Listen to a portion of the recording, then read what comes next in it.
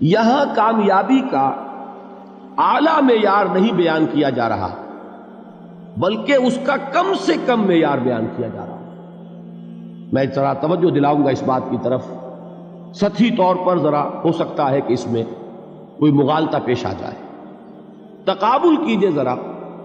ایک سورۃ العصر ہے، والعصر ان الانسان لفی خسر الا الذین آمنوا وعملوا الصالحات وتواصوا بالحق وتواصوا بالصبر. ایک سورۃ التین ہے، والتین والزیتون وطور سینین وہذا البلد الامین لقد خلقنا الانسان فی احسن تقویم ثم رددناہ اسفل سافلین الا الذین آمنوا وعملوا الصالحات فلہم اجر غیر ممنون. اب ان کا تقابل کیجئے. سورۃ العصر یہ بتا رہی ہے کہ سب لوگ تباہی میں ہیں سوائے ان کے جو 4 شرطیں پوری کریں. سورۃ التین میں اول تو صرف 2 شرطیں بیان ہوئی، 2 بیان نہیں ہوئی. کام ہلکا ہو گیا نا، آسان ہو گیا. یہاں 4 ہیں، ایمان، عمل صالح، تواصی بالحق، تواصی بالصبر. وہاں ہے ایمان اور عمل صالح صرف.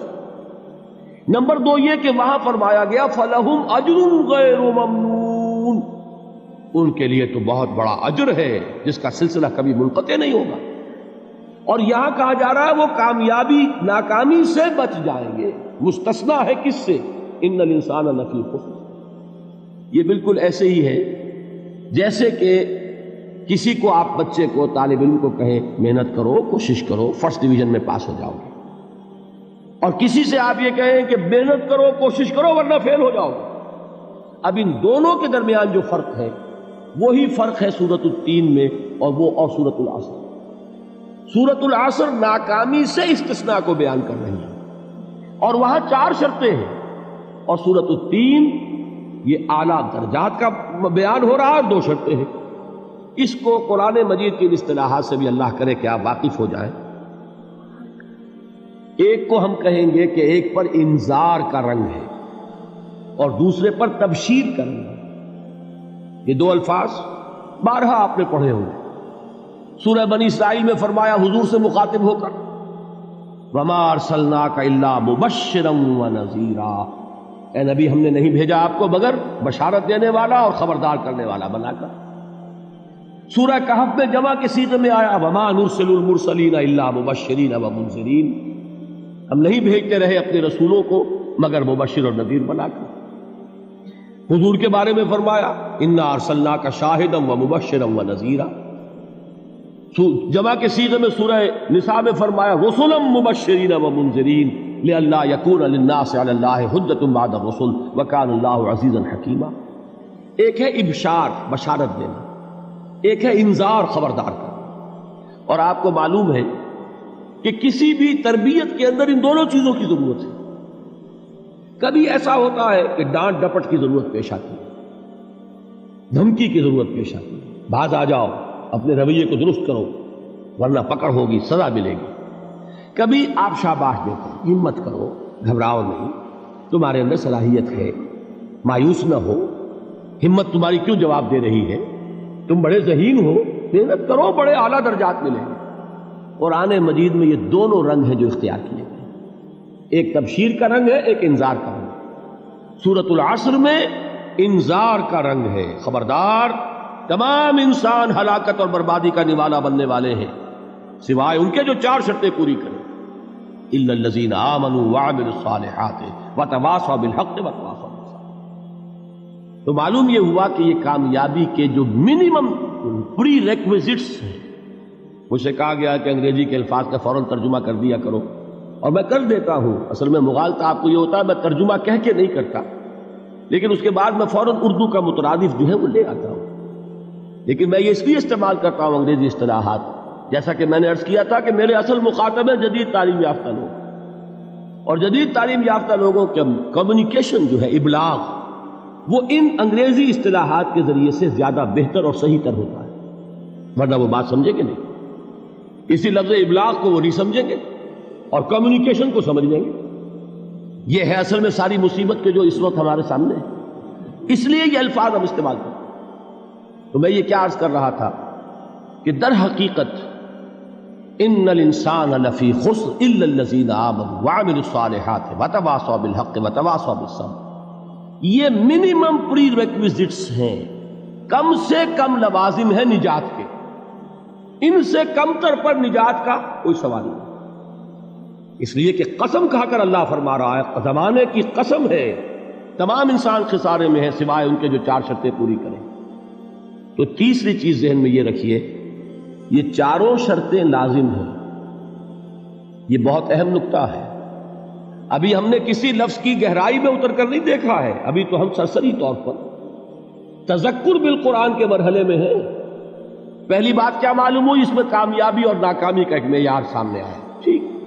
نمبر 2، یہ کامیابی کے کم سے کم شرائط کا بیان ہے، منیمم ریکوائرمنٹس۔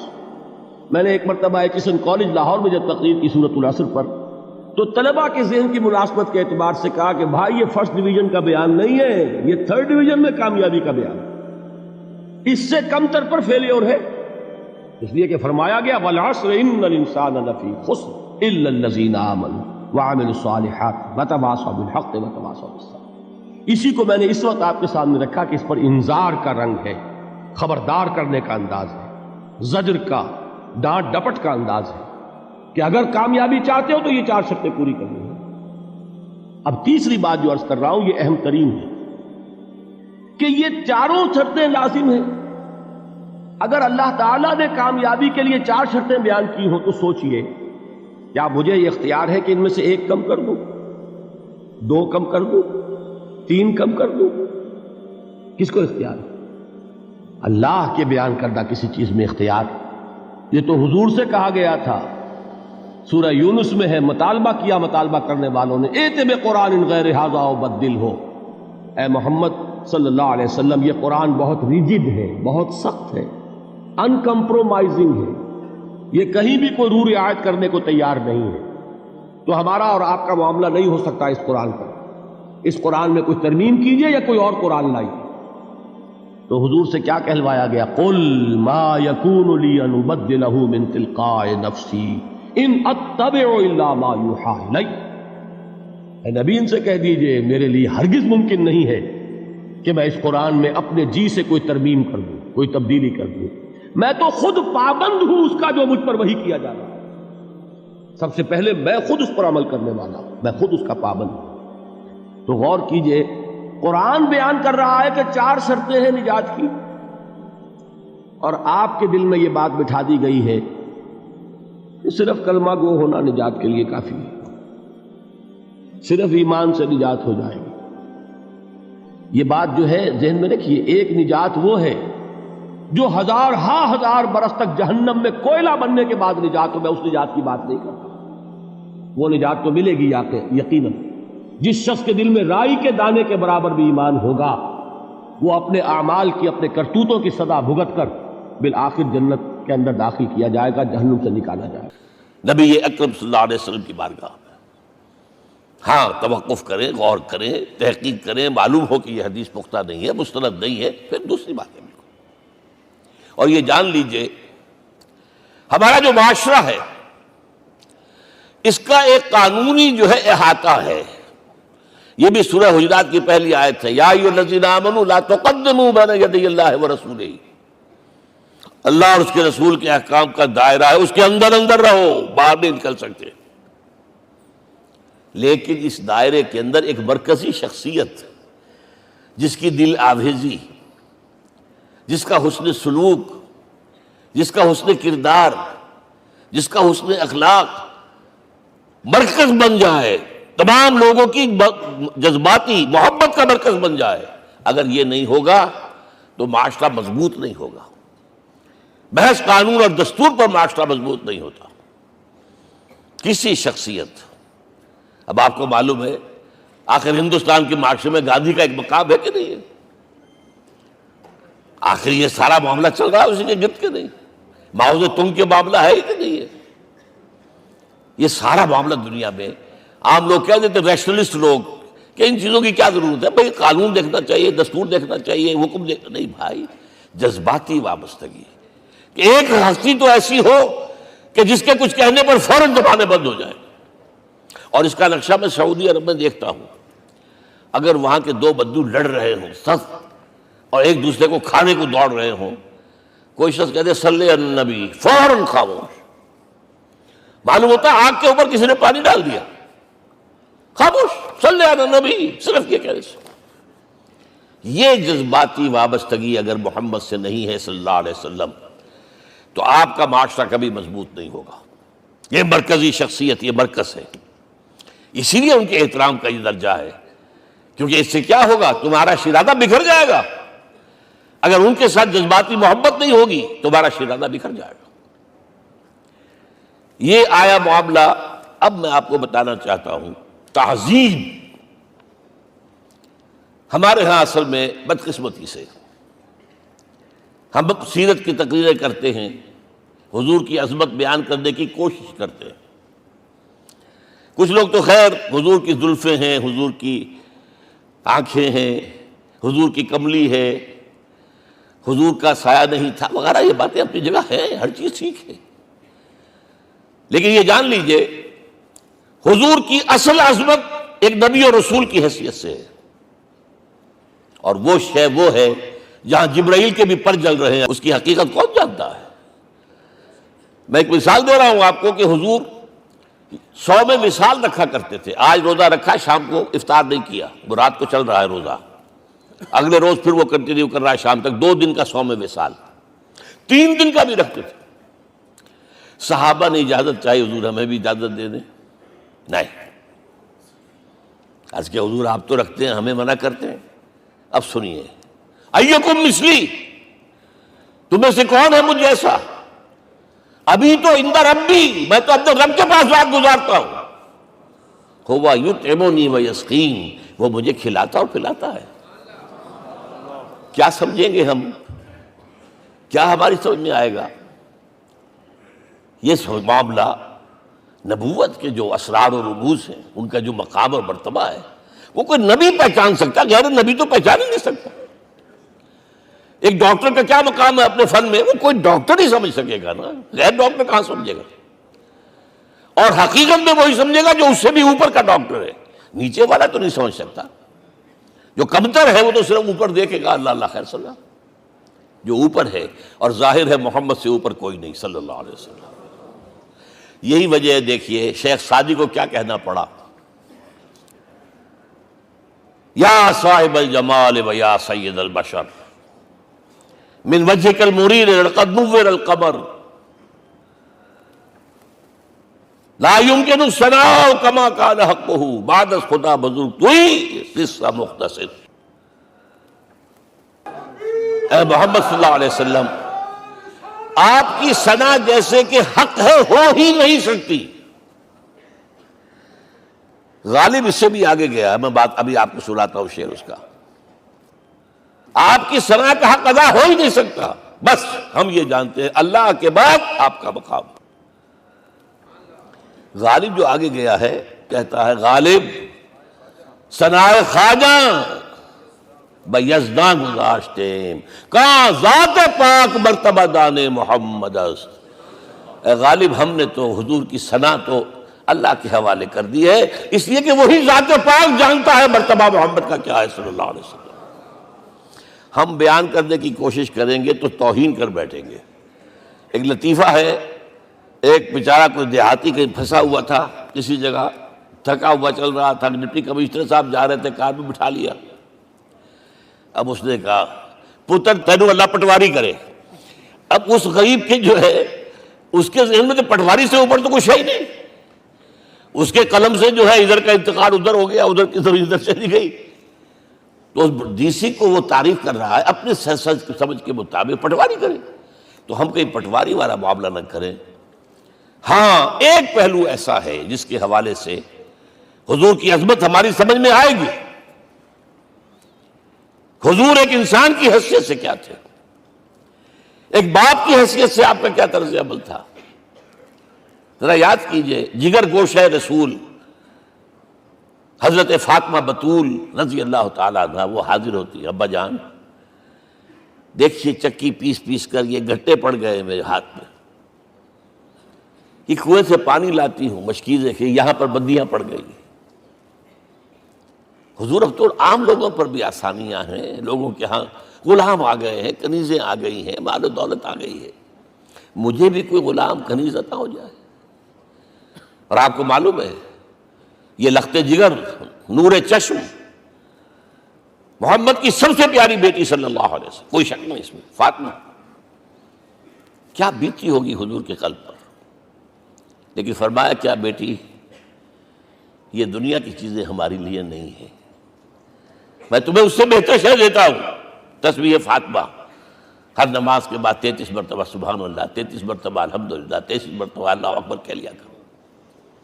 لیکن سوچ لیجئے دل پر کیا گزری ہوگی صلی اللہ علیہ وسلم۔ حضرت عائشہ سے پوچھئے، حضرت خدیجہ سے پوچھئے حضور کیسے شوہر تھے، آپ سے زیادہ خواتین کے حق میں نرم، گھر کے کام کا جھاڑو دے رہے ہیں، کپڑے جو ہے بوسیدہ انہیں سی رہے، گھر میں بیٹھے ہوئے، یہ کام کرتے تھے۔ بہرحال ایک بات میں آپ سے عرض کروں، آپ انسان کی جس حیثیت کا بھی ذہن میں تصور کریں گے وہ ساری حیثیتیں محمد میں موجود ہیں صلی اللہ علیہ وسلم۔ محمد حاکم کی حیثیت سے بھی ہیں، محمد سپہ سالار کی حیثیت سے بھی ہیں، محمد قاضی القضات بھی ہیں، محمد ہیڈ آف دی اسٹیٹ بھی ہیں، محمد بیویوں والے بھی ہیں، اولاد والے بھی ہیں، محمد 5 وقتہ امام بھی ہیں، جمعے کے خطیب بھی ہیں، مدرس قرآن بھی ہیں، مربی بھی ہیں، مزکی بھی ہیں، اور ہر میدان میں بلند ترین مقام۔ کوئی ایسی جامع شخصیت ملے گی؟ ہمارے ہاں تو حال یہ ہے کہ جو خطیب صاحب ہوتے ہیں وہ 5 وقتہ نماز کیسے پڑھا سکتے ہیں؟ ان کا تو اونچا مقام ہے، 5 وقتہ نماز کے لیے تو علیحدہ چاہیے امام آپ کو، اور وہاں بھی ایک امام سینئر ہوگا، وہ عشاء مغرب اور فجر پڑھائے گا، ایک جونیئر ہوگا بیچارہ، وہ جو خاموش نماز ہے وہ پڑھائے گا۔ 5 وقتہ نماز پڑھا رہے ہیں محمد صلی اللہ علیہ وسلم، اور خطیب بھی وہی ہے، مربی بھی وہی ہے، مزکی بھی وہی ہے۔ ہمارے ہاں جو لوگ تزکیہ نفس کے میدان میں ہیں وہ پھر جماعت کبھی نہیں کراتے، کبھی نہیں دیکھا ہوگا آپ نے کسی صاحب کو کراتے ہوئے۔ یہ جامعیت جو ہے، جامعیت کبریٰ۔ میں صرف ایک بات کہا کرتا ہوں، ایک اعتبار سے حضور کا اسوہ نامکمل ہے۔ آپ مجھے سوء ادب کا مرتکب نہ قرار دے دیں، وہ اسوہ کیا ہے؟ عورت کے لیے اس کی اپنی نسوانی زندگی کے لیے اسوہ آپ میں نہیں ہے، آخر نصف انسانیت ہے، اسے بھی اسوہ چاہیے۔ یہ ہے جس کی وجہ سے حضور نے شادیاں کی ہیں زیادہ۔ خواتین کے لیے اسوہ حضور کے ازواج مطہرات ہیں، اور ان میں سب سے بڑھ کر جو بالکل یوں سمجھیے کہ آغاز کے اندر نوجوانی میں آ گئی ہیں حضور کی خدمت میں، نہایت ذہین و فطین، انہوں نے پھر عورت کی زندگی کے لیے حضور کا جو طرز عمل تھا وہ انہوں نے بیان کیا نا، اس لیے سورہ احزاب کے اندر اس کا تذکرہ ہے۔ تو وہ بھی در حقیقت جیسے کہ یعنی میں نے کئی مرتبہ عرض کیا ہے کہ باطل کا دنیا میں وجود نہیں ہے، باطل بھی اپنے ظہور کے لیے حق کا کوئی نہ کوئی جز لے کر اس کے بل پر کھڑا ہوتا ہے، اس کے اوپر تانا بانا اپنا بن دیتا ہے۔ جیسے یہ آکاش بیل ہوتی ہے جو درختوں کے اوپر چھا جاتی ہے اور چوس جاتی ہے اور ان کو ختم کر دیتی ہے، خود اٹھنے کی صلاحیت اس میں نہیں ہے، وہ درخت کے اوپر چڑھے گی، چاہے اس درخت کو پھر وہ ٹنڈ منڈ کر دے اور سارا کا سارا درخت جو ہے وہ اس کی ساری صلاحیت کو چوس جائے۔ اسی طرح باطل بھی کوئی نہ کوئی انر کور حق کا لے کر اس پر اپنا تانا بانا جو ہے وہ جیسے عنکبوت کا جالا ہے وہ اس طریقے سے اس کے اوپر جالا جو ہے وہ اپنا بنتا ہے، ورنہ اس کا اپنا کھڑے ہونے کے لیے اس کی کوئی ریڑھ کی ہڈی موجود نہیں۔ اس اعتبار سے اس تہذیب کا انر کور بھی قرآنی ہے، جس کو ہم چھوڑ بیٹھے۔ ہم تو اب گویا کہ ہر اعتبار سے خسرت دنیا والآخرہ والی بات اس کا جو ہے ایک نشانی جو ہے در حقیقت آج امت مسلمہ ہے۔ بہرحال نوٹ کیجئے انہو لقول الفصل۔ اچھا، اس کا جو سب سے نمایاں مفہوم سامنے آیا عین اس وقت جب کہ قرآن نازل ہو رہا تھا وہ یہ ہے کہ یہ قرآن کسی شاعر کا کلام نہ سمجھنا اسے۔ کسی شاعر کو آپ نے داد دے دی تو کیا، نہ دی تو کیا، کسی قصیدہ گو کو آپ نے کچھ انعامات دے دیے تو کیا اور نہ دیے تو کیا۔ زیادہ یہ نا کہ وہ کہہ دے گا بخیل ہے، میں نے اتنا بڑا قصیدہ اس امیر کو یا اس شیخ قبیلہ کو پڑھ کر سنایا اس کی شان میں، اتنے کچھ میں نے زمین و آسمان کے قلابے ملا، اس نے مجھے کچھ بھی نہیں دیا، یہی ہوگا نا اور کیا ہوگا؟ کسی شاعر نے بڑی اچھی غزل کہی ہو اور آپ جو ہے سن کر بس ایسے ہی خاموش رہ جائیں، وہ یہی کہے گا کہ یہ اس کے اندر صلاحیت نہیں ہے، سخن فہم نہیں ہے، اس سے زیادہ تو نہیں۔ قرآن ایسی شے نہیں ہے، اسے مانو گے تو بچت ہوگی اور نہیں مانو گے تو ہلاک کر دیے جاؤ گے۔ اس لیے کہ رسول کا معاملہ یہ ہوتا ہے، رسول کی آمد کے بعد کوئی رعایت جو ہے قوم کے ساتھ نہیں کی جاتی۔ اب میں چونکہ اس کو ایک پھر جس کو یونیورسل ٹروتھ کہا جاتا ہے اس اعتبار سے بیان کر رہا ہوں، کہنا یہ چاہیے کہ رسولوں کی آمد کے بعد پھر کوئی رعایت نہیں دی جاتی تھی، اس لیے کہ اب رسولوں کی آمد کا سلسلہ بند ہو چکا ہے۔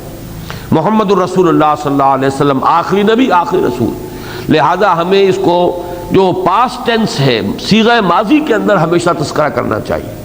اللہ کی یہ سنت ثابتہ رہی ہے کہ جب بھی اس نے کبھی رسول بھیجا، اگر قوم نے رسول کی بات کو رد کر دیا تو پھر قوم ہلاک کر دی گئی، کوئی رعایت نہیں۔ اس لیے کہ اب حق جو ہے وہ برہن ہو گیا، واضح ہو گیا، کسی شک و شبے کی گنجائش نہیں رہی۔ ان کی شخصیت ہر شک و شبے سے بالا تر، ان کا کردار بے داغ، لہذا ان کی طرف سے جب حق بیان کر دیا جائے اور اتمام حجت ہو جائے، اب کسی رعایت کی مستحق قوم نہیں رہی۔ قوم نوح ہلاک کی گئی، قوم ہود ہلاک کی گئی، قوم صالح ہلاک کر دی گئی، قوم لوط ہلاک کر دی گئی، قوم شعیب ہلاک کر دی گئی، یہ سب کے سب ہلاک کی۔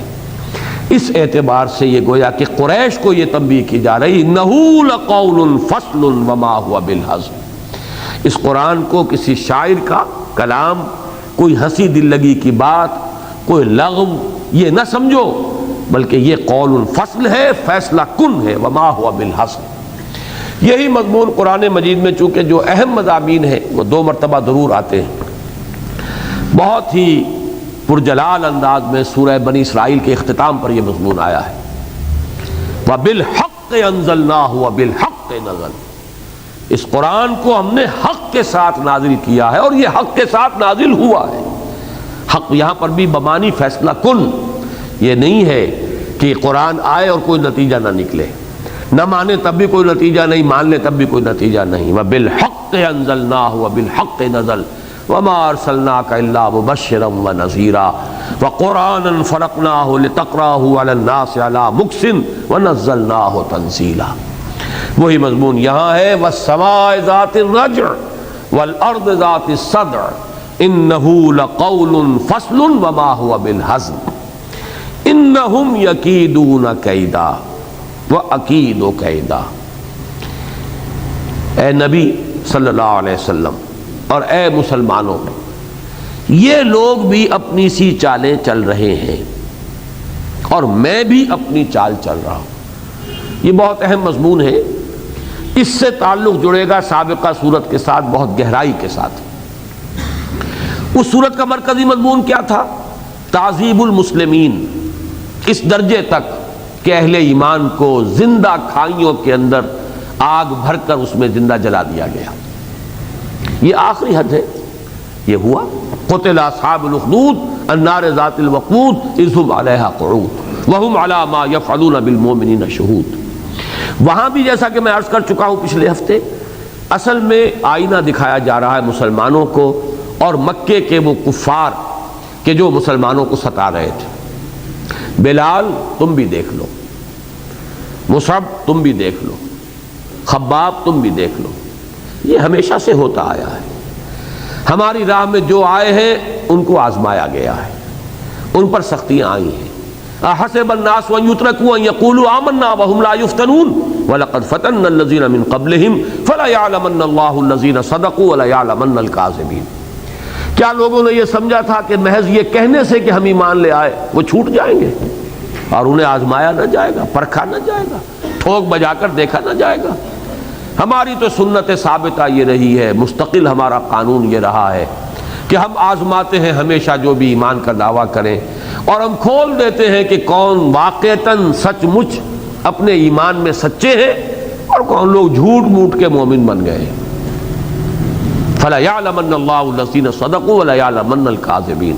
لیکن دوسری طرف اے ابو جہل تم بھی دیکھ لو، اور اے امیہ ابن خلف تم بھی دیکھ لو، اے عقبہ ابن ابی معیط تم بھی دیکھ لو، جو حشر پھر ہوتا ہے وہ یہ ہے کہ اللہ تعالیٰ کی پکڑ آتی ہے۔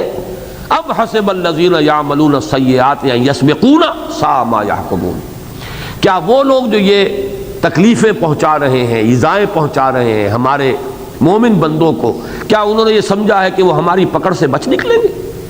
بہت بری رائے ہے، غلط رائے ہے جو انہوں نے قائم کی ہے۔ ان بطش ربک لشدید، تیرے رب کی پکڑ بڑی سخت ہے، جب شکنجے میں یہ کسے جائیں گے تو ان کے ہوش میں ٹھکانے آ جائیں گے۔ ہاں ابھی ہم نے مہلت دی ہوئی ہے، ابھی ہمارا اذن ہے ابو جہل کو کہ وہ ستا لے تمہیں جس طرح چاہے، اور اے محمد صلی اللہ علیہ وسلم ہم نے ان مکے والوں کو چھوٹ دے رکھی ہے کہ آپ کو بھی جس طرح چاہے ستا لے۔ یہ نقطہ میں نے بارہا بیان کیا ہے، یہ مجھے پہلی مرتبہ یہ نقطہ ملا تھا، مولانا مناظر حسن گیلانی رحمۃ اللہ علیہ کی کتاب ہے النبی الخاتم، انہوں نے کلیئرلی ڈیمارکیٹ کیا ہے کہ جو یوم طائف ہے سن 10 نبوی میں، طائف کا سفر یہ ٹرننگ پوائنٹ ہے حضور کی سیرت میں۔ اس سے پہلے اللہ تعالیٰ نے اپنے نبی کو گویا کہ کفار کے حوالے کیا ہوا تھا، جس طرح چاہیں ستا لیں، جس طرح چاہیں انہیں آزما لیں، امتحان لے لو ہمارے نبی کا، اس کے صبر کا، اس کے ثبات کا، اس کی استقامت کا، اس کے استقلال کا، اس کے حوصلے کا، لے لو امتحان۔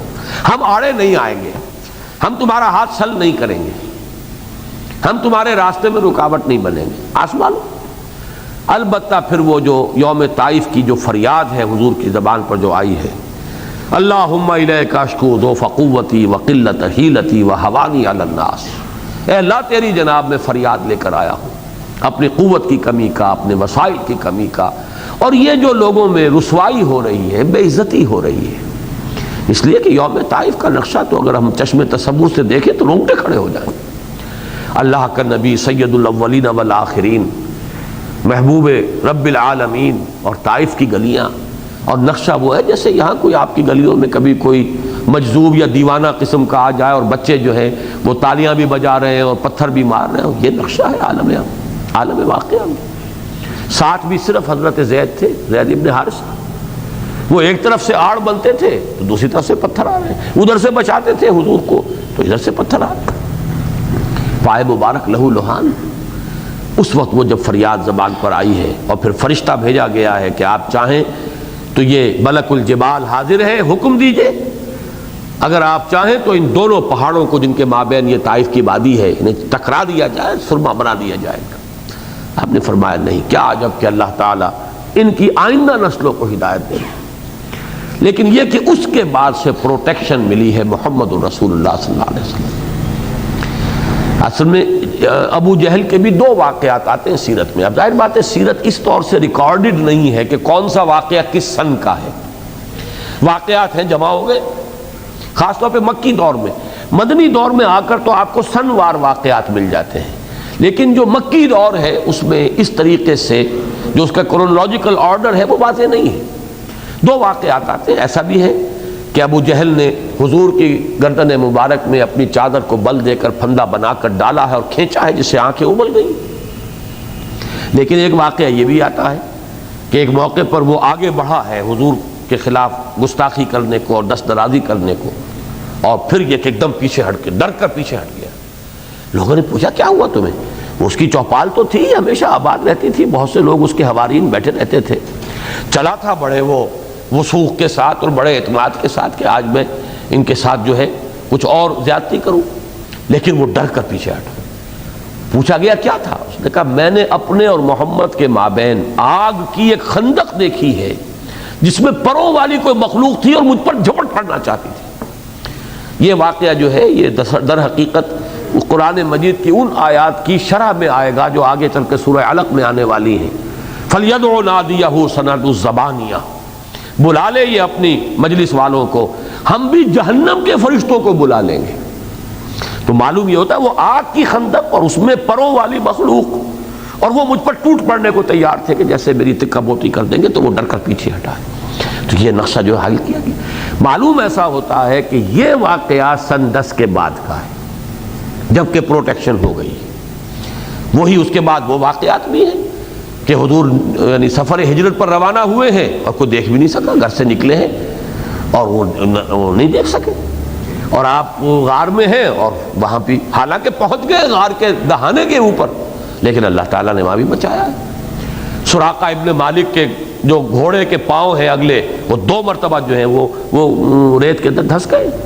تو ایک اسپیشل پروٹیکشن سن 10 کے بعد اللہ کی طرف سے محمد الرسول اللہ کو ملی ہے صلی اللہ علیہ وسلم، لیکن واقعہ طائف سے قبل تک گویا کہ اللہ نے حوالے کیے ہوا تھا۔ اسی لیے الفاظ اس دعا میں یہ لا من تکلنی اللہم الیک اشکو ذوف قوتی وقلت حیلتی وہوانی علی الناس الی من تکلنی، مجھے کس کے حوالے کر دیا ہے؟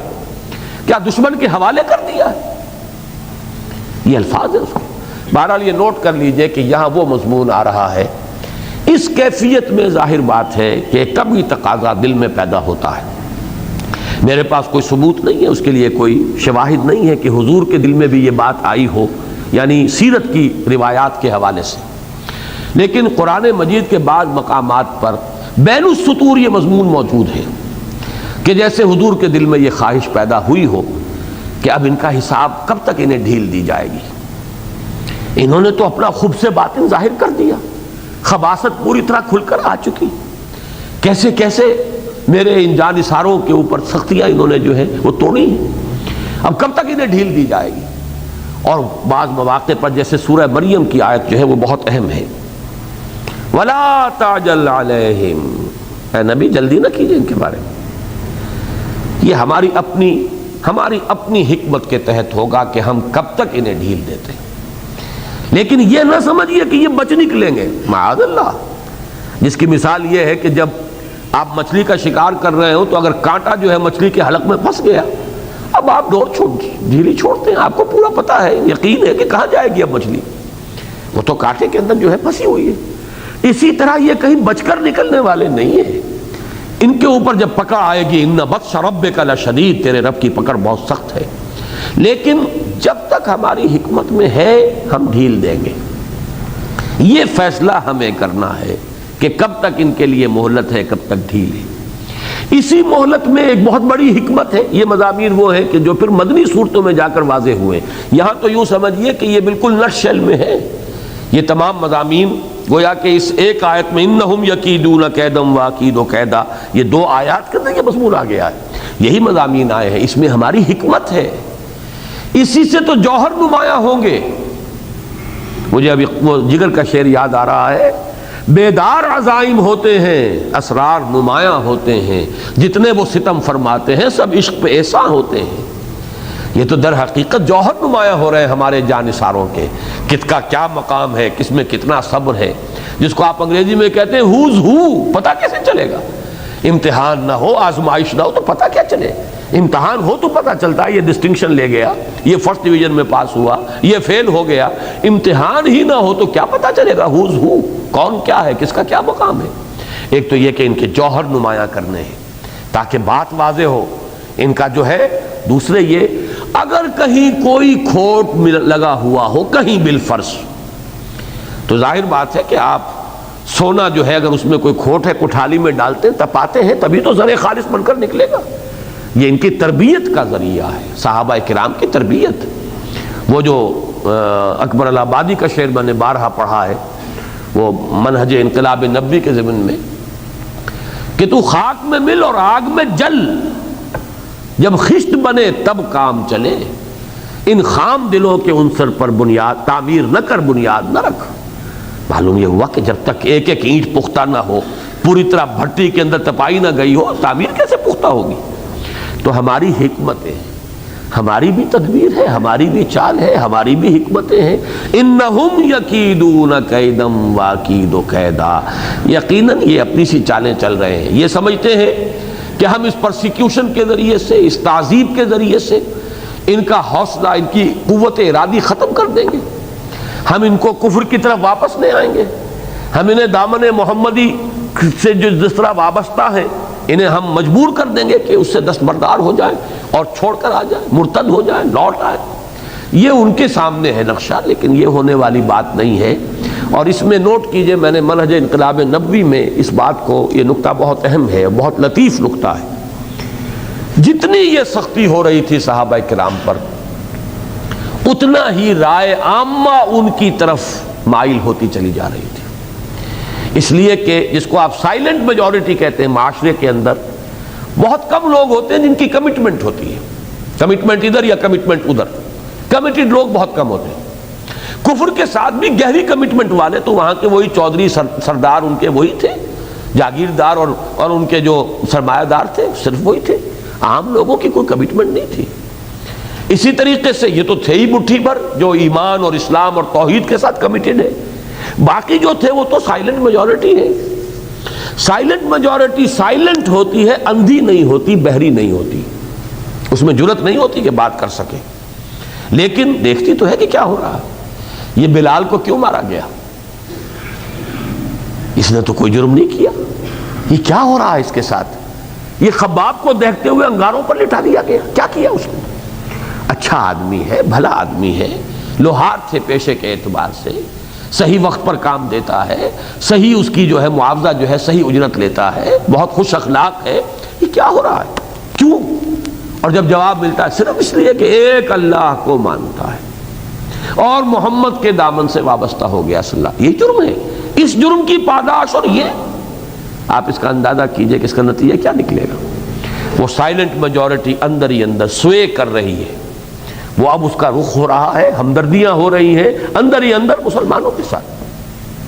اور یہی وجہ ہے، نوٹ کیجئے کہ بدر میں یہ جو 1000 گئے تھے یہ اندر سے کھوکھلے تھے، ان میں بہت بڑی تعداد میں ایسے لوگ موجود تھے جو دل میں یہ سمجھتے تھے کہ یہ تو ہمارے بہترین لوگ ہیں جو ہمارے سامنے ہیں، محمد سے بہتر کون ہوگا کردار میں اور شخصیت میں؟ ابو بکر، یہ لوگ، یہ تو ہمارے، یوں سمجھیے کہ ہمارا اصل جو ہے اثاثہ، ہمارا حاصل، ہمارا اصل سرمایہ۔ اور اپنے لوگوں کو بھی پتا تھا کہ ابو جہل کا کردار کیا ہے اور ابو لہب کا کردار کیا ہے اور فلاں کا کردار کیا ہے۔ تو ظاہر بات ہے کہ وہ جو طاقت ہوتی، ضرب کاری اس کی ہوتی ہے جسے اپنے حق پر ہونے کا یقین ہو۔ جس کو یقین نہیں ہے کہ میں حق پر ہوں، اس کی ضرب کاری نہیں ہوتی، وہ نیم دلی کے ساتھ حملہ کرے گا، ضرب لگائے گا تو نیم دلی کے ساتھ ہے۔ یہاں بھی مجھے وہ جگر کا شعر یاد آیا ہے کہ مجھے بہرحال وہ شعر اب یاد نہیں آ رہا ہے، میں چوٹ بھی کھاتا جاتا ہوں، قاتل سے بھی کہتا جاتا ہوں، توہین ہے دست و بازو کی وہ وار کے جو بھرپور نہیں۔ اب یہ وار بھرپور نہیں پڑ رہے تھے، ان کس لیے نہیں پڑ رہے تھے کہ اندر سے کھوکھلے تھے، اندر انہیں اپنے صداقت کا اور اپنے موقف کی سچائی کا یقین نہیں تھا، بلکہ اکثر و بیشتر تو وہ تھے کہ جو سمجھتے تھے کہ بہتر لوگ وہ ہیں، صحیح موقف ان کا ہے۔ تو یہ ہے، نوٹ کیجئے، انہم یکیدون کیدا واکید کیدا، یہ اپنی سی چال چل رہے ہیں، یہ سمجھ رہے ہیں کہ اس پرسیکیوشن کے ذریعے سے یہ حق کا راستہ روک لیں گے، یہ لوگوں کو برگشتہ کر دیں گے اس دین سے، توحید سے، اور دامن محمدی سے اپنا رشتہ منقطع کرنے پر آمادہ کر لیں گے۔ نہیں، ہماری اپنی چال ہے، ہماری اپنی حکمتیں ہیں، ہم بھی اپنی تدبیر جو ہے اس پر عمل کر رہے ہیں، اسی سے ان کا جو ہے اصل جوہر نمایاں ہو رہا ہے۔ بیدار عزائم ہوتے ہیں، اسرار نمایاں ہوتے ہیں، جتنے وہ ستم فرماتے ہیں سب عشق پہ احسان ہوتے ہیں۔ یہ تو احسان ہو رہا ہے ان پر، ان کے اندر اور پختگی آ رہی ہے، وہ گویا کہ زر خالص بن کر اس کوٹھالی میں سے نکلیں گے۔ فَمَهِّلِ الْكَافِرِينَ أَمْهِلْهُمْ رُوَيْدًا، اس آیت پر ذرا اس اعتبار سے غور کیجئے، ایک ہی مادے سے دو ابواب سے فعل امر آ رہا ہے دہرا کر۔ مہل، محل کے معنی مہلت، ہم اردو میں بھی بولتے ہیں مہلت، محل اصل تو وہی ہے، میم ہا اور لام۔ مہلت دیجئے ان کو، فمہل الکافرین، اے محمد صلی اللہ علیہ وسلم مہلت دیجئے ان کافروں کو، امہلہم، مہلت دیجئے ان کو، رویدہ، تھوڑی سی، تھوڑی دیر کے لیے۔ اس میں جو زور میں نے اس قدر دیا، کیوں دیا؟ کہ محسوس ہو کہ یہ دو مرتبہ اس فعل کو لا کر فعل امر کو، فَمَهِّلِ الْكَافِرِينَ أَمْهِلْهُمْ رُوَيْدًا، اس سے واقعتاً اندازہ ہوتا ہے کہ چاہے حضور صلی اللہ علیہ وسلم کے قلب مبارک میں وہ بات نہ آئی ہو، عام مسلمانوں کے دل میں آئی ہو، بہت سی باتیں قرآن مجید میں حضور سے مخاطب ہو کر اصلاً مسلمانوں سے کہی جاتی ہیں، یہ تو ایک متفق علیہ بات ہے، لیکن یہ کہ اس کے پس منظر میں، اس کے بین السطور یہ موجود ہے کہ وہ تعذیب المسلمین، وہ سختیاں جو مسلمانوں کے اوپر جو ہیں وہ توڑی جا رہی تھی، وہ مصائب کے پہاڑ جو ان کے اوپر آ گئے تھے، اس میں ان کے دل میں یہ بات پیدا ہو رہی تھی کہ اب ان کا حساب چکا دیا جانا چاہیے، ان کا خوب سے باطن ظاہر ہو چکا ہے۔ تو جیسے کہ میں نے سورہ مریم کی آیت آپ کو سنائی ہے، وَلَا تَعْجَلْ عَلَيْهِمْ، اے نبی ان کے لیے ذرا جلدی نہ کیجئے، یہ آیت نمبر 84 ہے سورہ مریم کی، جلدی نہ کیجئے، ان کو مہلت دیجئے۔ یہاں پر براہ راست حضور سے یا یہ کہ حضور کی وساطت سے صحابہ کرام سے دیا جائے، جلدی نہ مچاؤ۔ اور وہ واقعہ میں آپ کو پچھلی مرتبہ سنا چکا ہوں، حضرت خباب بن الارت، وہی صحابی کے جو دہکتے ہوئے انگاروں پر لٹائے گئے تھے، وہی ہیں جو راوی ہیں کہ ہم حضور کی خدمت میں حاضر ہوئے کہ نبی صلی اللہ علیہ وسلم اب تو ہمارے لیے ناقابل برداشت ہو رہی ہیں سختیاں، یہ مسائل، تو کیا آپ اللہ تدعو لنا، کیا آپ ہمارے لیے اللہ سے دعا نہیں کرتے؟ اللہ کی طرف سے نصرت آئے، مدد آئے، ان پر عذاب آئے، ان کے ہاتھ جو ہے ٹوٹے۔ یہ جس طریقے سے کوڑے برسا رہے ہیں بلال کے اوپر اور دوسرے صحابہ کے اوپر، اور جس طرح جنہوں نے ہلاک کر دیا ہے، شہید کر دیا ہے حضرت سمیہ کو بھی اور حضرت یاسر کو بھی رضی اللہ تعالی عنہما، تو ان کے لیے دعا کیجئے۔ تو اس پر آپ نے اظہار ناراضگی فرمایا، الفاظ یہ ہیں کہ آپ اس وقت اپنی ایک چادر کا تکیہ بنا کر اور خانہ کعبہ کی ایک دیوار کے سائے میں آرام فرما رہے تھے۔ جب آ کر ہم نے عرض کیا حاضر ہو کر کہ حضور کیا آپ ہمارے لیے مدد کی درخواست نہیں کرتے، تو حضور اٹھ کر بیٹھ گئے، آپ کے چہرے پر ناراضگی کے آثار ظاہر ہوئے۔ آپ نے فرمایا خدا کی قسم تم بہت جلدی مچا رہے ہو، تم سے پہلے جو لوگ آئے ہیں اس کوچے میں، اس وادی میں، ایمان کی وادی میں، ان کے ساتھ تو اس سے کہیں زیادہ سخت سلوک ہوا۔ ایسا بھی ہوتا تھا کہ زمین میں گڑھا کھود کر کسی شخص کو لا کر آدھا دھڑ اس کا جو ہے گاڑ دیا جاتا تھا، اور پھر سر پر آرا رکھ کر چیرنا شروع کرتے تھے اور پورے جسم کو 2 حصوں میں بانٹتے تھے۔ ایسا بھی ہوتا تھا کہ لوہے کے کنگھوں سے ہڈیوں کے اوپر سے گوشت جو ہے کھرچ لیا جاتا تھا، اور ایسا بھی ہوتا تھا کہ آگ کی کھائیاں اور خندقیں جلا کر اور ان کے اندر ان کو زندہ جلا دیا جاتا۔ خدا کی قسم تم جلدی کر رہے ہو، ورنہ وہ وقت آ کر رہے گا کہ ایک سوار صنعاء سے حضرموت تک سفر کرے گا اور اسے سوائے اللہ کے اور کسی کا خوف نہیں ہوگا۔ وہ دین جو ہے غالب ہو جائے گا، اللہ کا دین، اللہ کا قانون نافذ ہوگا، امن و امان ہوگا، وہ سب ہوگا، لیکن ابھی یہ ابتلا کا دور ہے، ابھی امتحان کا دور ہے، ابھی آزمائش کا دور ہے، ابھی صبر کرنا ہوگا، ابھی جھیلنا ہوگا، ابھی برداشت کرنا ہوگا۔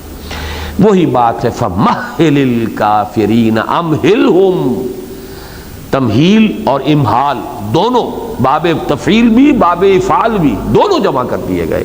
یہ تاکید ہے، در حقیقت تاکید کا اسلوب ہے۔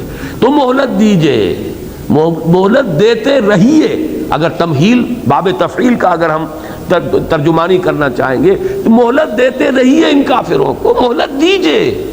رویدہ، یہ رویدہ کا لفظ بنا ہے، اس میں تصغیر ہے۔ یہ رعد کا مادہ آتا ہے آہستہ آہستہ حرکت کرنے سے، آہستہ آہستہ چلنا۔ رعدت الریح یعنی ہوا جو ہے اب آہستہ آہستہ چلنے لگی، وہ جھکڑ ختم ہو گیا، اب جو ہے بڑی نرم روی کے ساتھ ہوا چل رہی ہے، رعدت الریح۔ اسی معنی میں رویدہ، تھوڑا سا یہ کچھ وقت ہے، بس جلدی ہی یہ کٹھن مرحلہ گزر جائے گا، لیکن جب تک ہماری حکمت میں ہے ہم ان کی رسی دراز کریں گے، اس کا فیصلہ ہمارے ہاتھ میں ہے۔ آپ کا کام کیا ہے یہ نوٹ کیجئے گا، اگرچہ اب ہمارا یہ درس جو ہے تقریباً 2 ماہ جو ہے معطل رہے گا، اس لیے کہ اس وقت آپ اب ماہ شعبان میں بیٹھے ہیں، یہ جو پہلی شب ہے شعبان کی ہے۔ اگلا ہفتہ جو ہے ہمارا اس میں جو ہے سالانہ اجلاس ہو رہا ہے، پھر ایک درمیان میں ہفتہ آئے گا، پھر وہ ہمارے جو ہے محاضرات کے دن آ جائیں گے، پھر رمضان مبارک ہے، تو اب تو 2 ماہ کے بعد درس ہوگا۔ تو ایک درس درمیان میں ہو سکتا تھا 2 تاریخ کو، لیکن وہ میں اس لیے کہ جوڑا مکمل نہیں ہو سکے گا اور جوڑے کو میں توڑنا نہیں چاہتا، تو اگلا جو جوڑا ہے صرف اس کا ربط ذہن میں رکھیے۔ مہلت دیجیے اور کیجیے کیا؟ تذکیر کرتے رہیے۔ فذکر ان نفعت الذکریٰ، یہ سورۃ الاعلیٰ کا مرکزی مضمون ہے۔ فذکر انما انت مذکر لست علیہم بمسیطر، نصیحت کیجئے، تذکیر کیجئے، آپ ہیں ہی صرف نصیحت کرنے والے، صرف یاد دہانی کرنے والے، آپ کو داروغہ نہیں ہے، آپ کسی کی ہدایت کے ذمہ دار نہیں ہیں۔ اللہ کے ہاں آپ سے یہ سوال نہیں ہوگا کہ ابو جہل کیوں ایمان نہیں لایا، آپ کے ہوتے ہوئے ایمان نہیں لایا، کیوں نہیں لایا ایمان، یہ آپ کی ذمہ داری نہیں، مسئولیت نہیں۔ تو اصل میں اس آیت کے ساتھ جو ہے اگلا جوڑا جو ہے اس کا ربط جو مضمون کا ہے وہ اس کے حوالے سے، باقی یہ کام، یہ فیصلہ ہمارا ہے، کب تک مہلت دیں، کس کو ہم توفیق دیں ایمان لانے کی، کس کو ہم رد کر دیں، کس کی توفیق سلب کر لیں، کس کے دل پر مہر لگا دیں، یہ کام ہمارا ہے۔ آپ اپنا کام کیجئے، آپ کی ذمہ داری ہے تذکیر، فذکر ان نفعت الذکریٰ، یہ سورۃ الاعلیٰ کی مرکزی آیت، فذکر انما انت مذکر لست علیہم بمسیطر، یہ در حقیقت اس جوڑے کو جوڑنے والا جو مضمون ہے وہ تذکیر ہے، اور اس کا ربط اس آیت سے قائم ہو رہا ہے۔ اب آپ ذرا، چونکہ درس اللہ کے فضل و کرم سے مکمل ہو گیا،